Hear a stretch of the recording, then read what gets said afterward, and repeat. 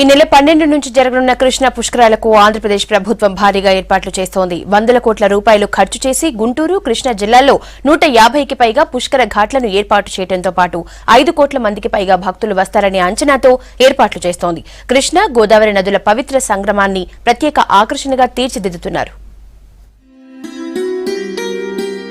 కృష్ణ పుష్కరాల నిర్వహణకు ఏపీ సర్కార్ భారీ కసరత్తు చేస్తోంది. తెలంగాణ రాష్ట్రం మీదుగా వచ్చే కృష్ణా నది గుంటూరు, కృష్ణా జిల్లాల మధ్యగా పారుతూ బంగాళాఖాతంలో కలుస్తోంది. ఆంధ్రలోని నగరాలు, పట్టణాలు ఉన్న నదీ తీర ప్రాంతం ఎక్కువగా ఉండటం, కృష్ణా పుష్కరాలకు ప్రతిసారి విజయవాడ ప్రత్యేక ఆకర్షణగా నిలవటంతో ఈసారి కూడా విజయవాడను కేంద్రంగా చేసుకుని 2 జిల్లాల్లో భారీగా పుష్కర ఏర్పాట్లు చేస్తున్నారు.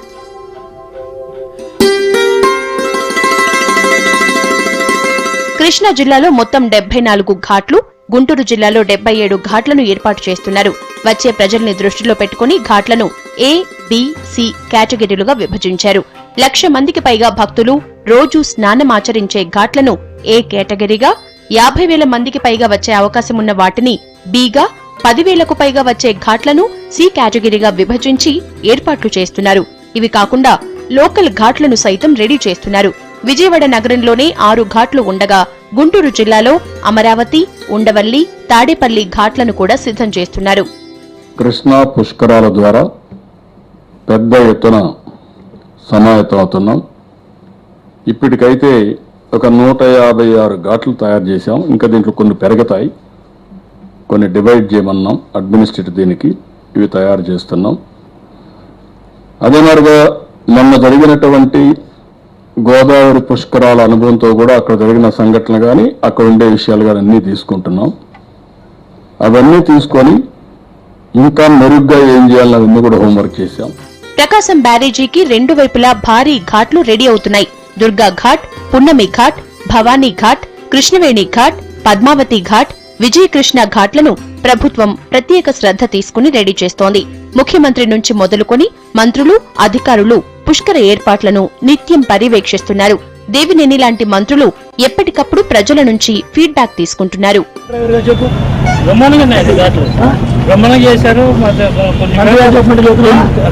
నేను బాగా చెప్తున్నా సార్, కొన్ని వేల కట్లు ఖర్చు పెట్టి మన ప్రభుత్వం ఇటువంటి ఎప్పుడన్నా ఇట్లా కూర్చోడానికి అవకాశం లేదు సార్. ఇది బ్రహ్మాండంగా లేదు అసలు. ఎంత డెవలప్ పిల్లల్ని స్విమ్మింగ్ చేసుకొని స్నానం చేసుకోవచ్చు కదా, చేయొచ్చు సార్, బ్రహ్మాండంగా చేయొచ్చు. ఇంత డెవలప్ చేస్తారంటే మావాడేదో నా పార్టీ అనుకుంటారు. మీరు అట్లా ఉన్నాయి చెప్పు, చెప్పాలి చెప్పు. పెద్దల పిల్లలు తీసుకొస్తా, ఏమైనా తీసుకొస్తా, అందరూ వస్తారు. మరి వచ్చిన వాళ్ళు భక్తులు బాగా చూసుకుంటా. పుష్కరాలకు చెందిన అన్ని ప్రత్యేక కార్యక్రమాల్ని ప్రభుత్వం అధికారికంగా కృష్ణా, గోదావరి నదుల పవిత్ర సంగమం దగ్గర చేయబోతోంది. పట్టిసీమ ప్రాజెక్టు ద్వారా గోదావరి జలాలు వచ్చి కృష్ణా జలాలతో కలవటంతో మొదటిసారి 2 నదుల సంగమ ప్రదేశం ఏర్పడింది. అందుకే ఈ సంగమ స్థలం దగ్గర ఒక ఘాట్ను ప్రత్యేకించి రెడీ చేస్తున్నారు.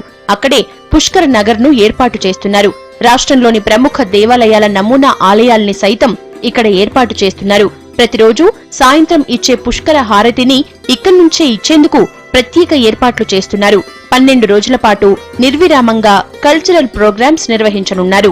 ఫీట్ హైట్ ఆఫ్ వాటర్ మేము ఛానల్లో పెట్టి దాంట్లో భక్తులు నిరంతరంగా స్నానం చేయొచ్చు. అవి కూడా మేము ప్రతి 12 గంటలకి మొత్తం అంతా డ్రైన్ అవుట్ చేసేస్తాము. అలాగే కంటిన్యూస్గా వాటర్ని కూడా పైనుండి మేము పంపించే ఏర్పాట్లన్నీ కూడా చేస్తూ ఉన్నాం. అలాగే ఈ బ్యారేజ్ లైటింగ్ కూడా కంప్లీట్ అవుతుంది.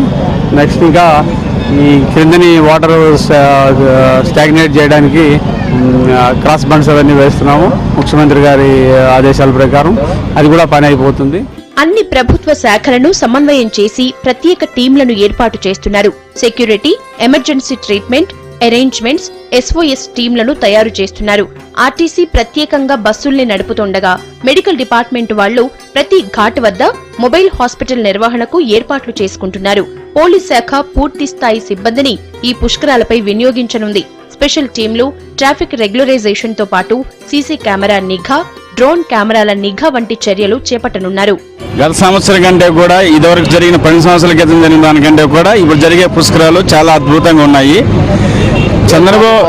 చంద్రబాబు నాయుడు గవర్నమెంట్ గోదావరి పుష్కరాలు జరిగిన అపశృతిని దృష్టిలో పెట్టుకొని ఏర్పాట్లు చాలా ముమ్మరంగా చాలా బాగా చేస్తున్నారు. అయితే పన్నుల నాణ్యత దృష్ట్యా కొద్ది ముందుగానే ప్రారంభించింటే ఇంకా కొంచెం బాగుండేది. పద్మావతి ఘాట్ ఒకటి ఉంది, అది వేగవంతంగా చేసుకుంటే వచ్చిన భక్తులు కూడా చక్కగా ఆ స్నానం చేసేసి చక్కగా వెళ్ళిపోతారు హ్యాపీగా.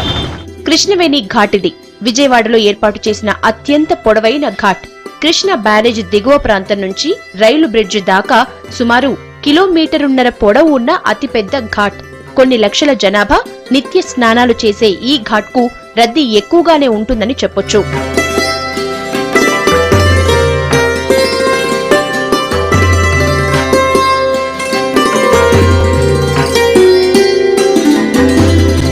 అమ్మవారి పాదాల చెంత ఉన్న దుర్గా ఘాటిది. ఓవైపు దుర్గమ్మ గుడి, మరోవైపు కృష్ణమ్మ ఒడి. ఈ రెండింటి మధ్యలో ఈ ఘాట్ ఉంటుంది. కృష్ణా నదిలో పుణ్యస్నానం ఆచరించి ఇంద్రకీలాద్రిపై ఉన్న అమ్మవారిని దర్శించుకుంటే సకల పాపాలు పోతాయని భక్తుల నమ్మకం. ఇక్కడ పుష్కర స్నానాలు చేసేందుకు అన్ని వసతులు ఏర్పాట్లు చేస్తున్నారు. అలాగే అమ్మవారి దర్శనానికి వెళ్లటానికి సులువైన మార్గం కూడా ఇదే. అలాగే అన్ని రవాణా సౌకర్యాలు మెరుగ్గా ఉన్న ప్రదేశం.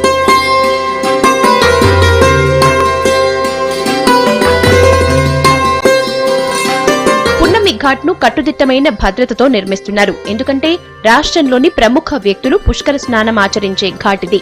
2004 పుష్కరాల్లో కూడా ఇదే విఐపి ఘాట్. పక్కనే భవానీ ఐలాండ్ కూడా ఉంది. ఈ ఘాట్ కు రావడానికి 2 మార్గాలున్నాయి. ఒకటి హైదరాబాద్ నేషనల్ హైవే నుంచి, మరొకటి ప్రకాశం బ్యారేజ్ నుంచి. ఇది టూరిస్ట్ అట్రాక్షన్ ఉన్న ఘాట్ కావటం వల్ల దీన్ని ప్రభుత్వం చాలా అందంగా తీర్చిదిద్దుతోంది.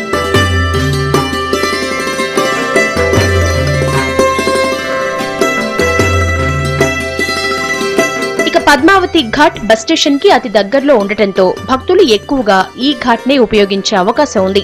ఇక్కడికి రవాణా సదుపాయాలు కూడా ఎక్కువ. ఇటు గుంటూరు, నెల్లూరు, ప్రకాశం జిల్లాల నుంచి వచ్చే భక్తులకు అతి సమీపంలో ఉన్న పుష్కర ఘాట్ ఇదే.